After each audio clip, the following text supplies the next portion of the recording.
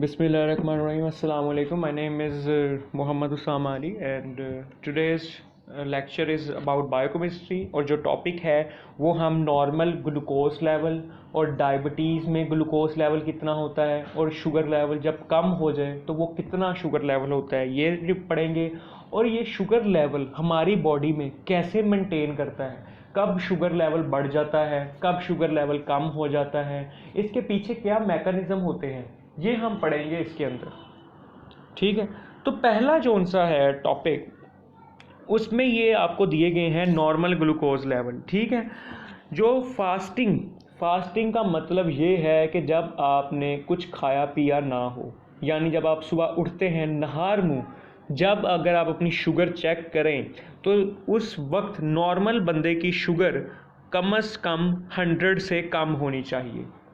लेकिन अगर शुगर 100 से 125 तक है तो हम इसको कहेंगे प्री डायबिटिक, यानी ऐसा बंदा जिसको डायबिटीज़ तो नहीं है लेकिन उसे फ्यूचर में डायबिटीज़ हो सकती है। ठीक है, अगर किसी की शुगर निहार मुँह यानी खाना खाने से पहले 125 से ज़्यादा है तो इसका मतलब ये है कि ये बंदे को डायबिटीज़ है। ठीक है, नॉर्मल कितनी होती है 100 से कम, प्री डायबिटिक में कितनी होती है 100 से 125, और जो डायबिटीज़ शुगर के मरीज़ हैं उनमें शुगर होती है 125 से ज़्यादा। एक शुगर होती है रैंडम ब्लड ग्लूकोज लेवल, इसका मतलब ये है खाना खाने के बाद शुगर, नॉर्मल बंदे में खाना खाने के बाद शुगर होती है 140 से नीचे तक, इसका यूनिट होता है मिलीग्राम पर डेसीलीटर। ठीक है, ये भी आपने याद रखना है। लेकिन जो प्री डायबिटिक हैं यानी जिनमें फ्यूचर में शुगर हो सकती है, उनका खाना खाने के बाद शुगर होगी 140 से लेके 199 तक। ठीक है, और जिनकी शुगर 200 से ज़्यादा आ रही है इसका मतलब ये है कि वो लोग डायबिटिक हैं। ठीक है, यानी उनमें शुगर ज़्यादा है। इसके साथ साथ एक और यूनिट भी होता है जो डायबिटीज़ से रिलेटेड है, उसको हम कहते हैं, जो मेजरमेंट होती है वो हम ब्लड सैंपल लेते हैं।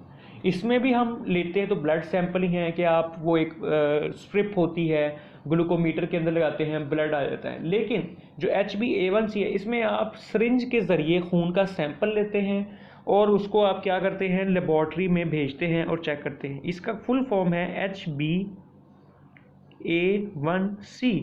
ठीक है, जो HbA1c होती है इसको हम कहते हैं ग्लाइकोसाइलेटेड हीमोग्लोबिन, यानी ऐसी हीमोग्लोबिन जो ग्लाइकोसाइलेटेड हो। ग्लाइकोसाइलेटेड का मतलब है जिसके साथ ग्लूकोज अटैच हो। तो अगर ज़्यादा हीमोग्लोबिन के साथ ग्लूकोज अटैच होगा इसका मतलब ये है कि उसका शुगर लेवल ज़्यादा है, अगर कम के साथ होगा इसका मतलब है शुगर लेवल कम है। तो नॉर्मली जो HbA1c लेवल है वो 5.7 से कम होना चाहिए नॉर्मल बंदे में, लेकिन प्री डायबिटिक में ये लेवल होता है 5.7 से लेके 6.4 तक। लेकिन डायबिटीज़ के जो मरीज़ हैं उनमें ये लेवल HbA1c लेवल कितना होता है 6.5 से ज़्यादा। ठीक है, ये वो सारे रेंजेस हैं, ये आपने याद रखनी है और ये आती भी हैं। नॉर्मल तो आपको ज़रूर याद होनी चाहिए, और ये लास्ट ईयर आपको प्रॉफ में इसका क्वेश्चन भी आया था।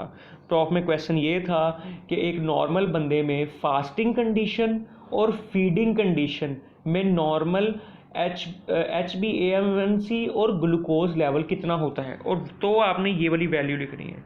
जब वो कहेंगे कि डायबिटिक में कितना होता है तो अब आपने ये वाली वैल्यू लिखनी है। तो बेहतर है कि आप दोनों वैल्यू लिख दें। ठीक है, याद आपने ये सारी रखनी है, अच्छी तरह से याद रखनी है। सेकंड, दोबारा ये आपको बता दिया कि नॉर्मल ये है, नॉर्मल बंदे के अंदर, नॉर्मल बंदे के अंदर मिनिमम जो वैल्यू है ग्लूकोज की वो 80 होनी चाहिए। ठीक है, नॉर्मल बंदे के लिए, और मैक्सिमम वैल्यू 100 मिलीग्राम पर डेसीलीटर शुगर लेवल होना चाहिए। पोस्ट प्रेंडियल यानी खाना खाने से पहले उसका लेवल 140 से कम होना चाहिए।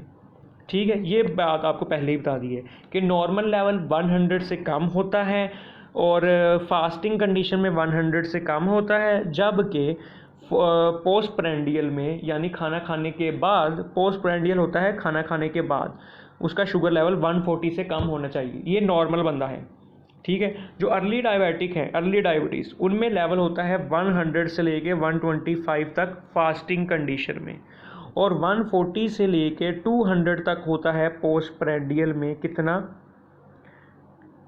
पोस्ट प्रेंडियल होता है, ठीक है, यानी खाना खाने के बाद।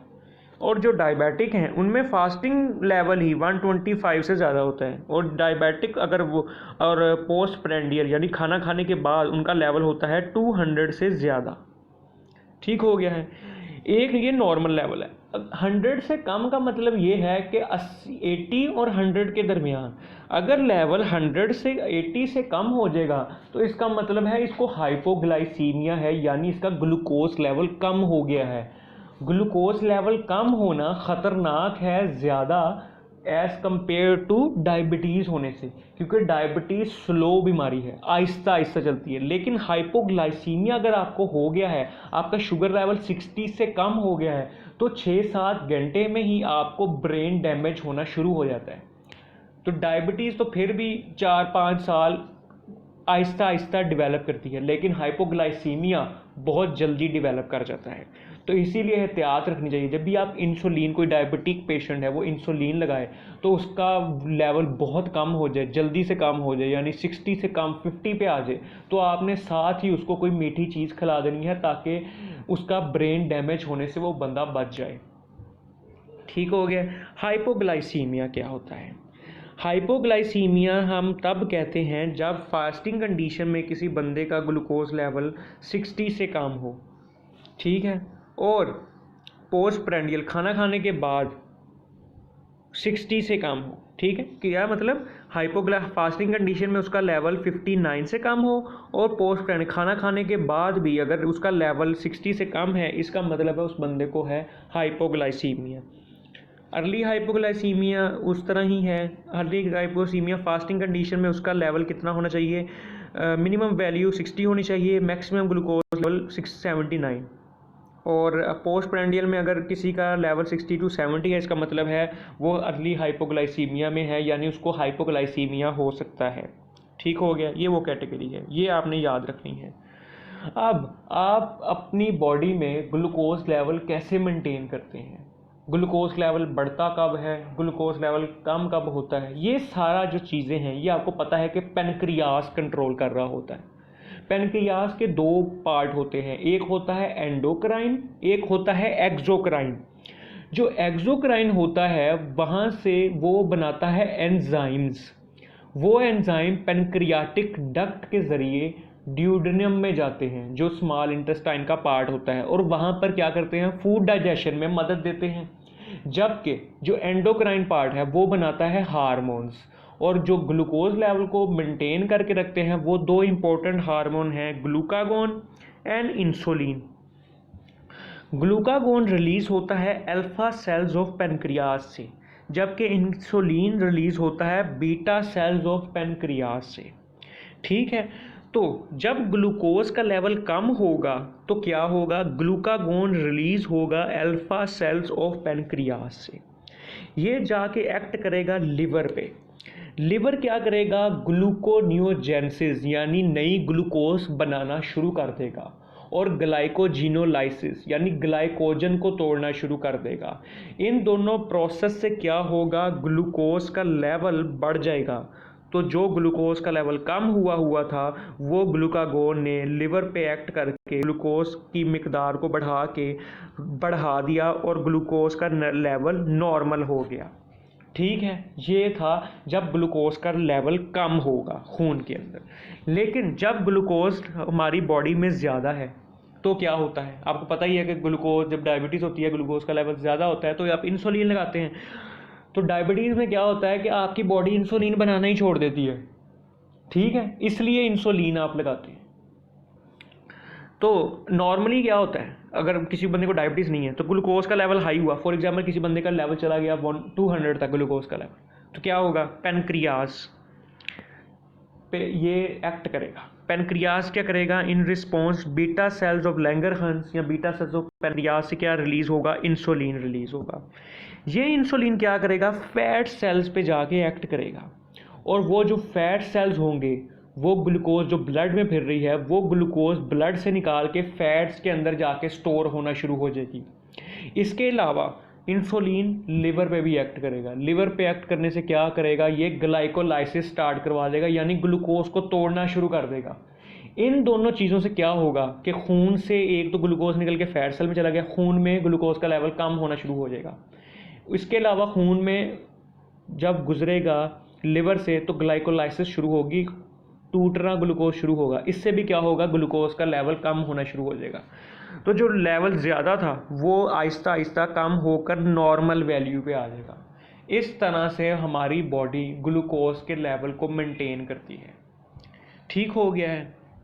आज की आपकी असाइनमेंट ये है कि जो पहले जो टेबल हैं आपने बनाने हैं कि डायबिटिक, नॉर्मल में फास्टिंग और फीडिंग कंडीशन में ग्लूकोज लेवल कितना होता है, और हाइपोग्लाइसीमिक पेशेंट में ग्लूकोज का लेवल फास्टिंग और फीडिंग कंडीशन में कितना होता है, ये लिखना है। इसके साथ साथ आपने जो नॉर्मल ब्लड ग्लूकोज लेवल कैसे मेंटेन होता है हमारी बॉडी पे, और हाई ब्लड ग्लूकोज लेवल हमारी बॉडी में कैसे मेंटेन होता है एक नॉर्मल पर्सन पे, इसका आपने एक पिक्चर यानी चार्ट बनाना है। Thank you. और वो पोस्ट आपने कर देना है ग्रुप के अंदर। चार्ट मतलब पेपर के ऊपर ही।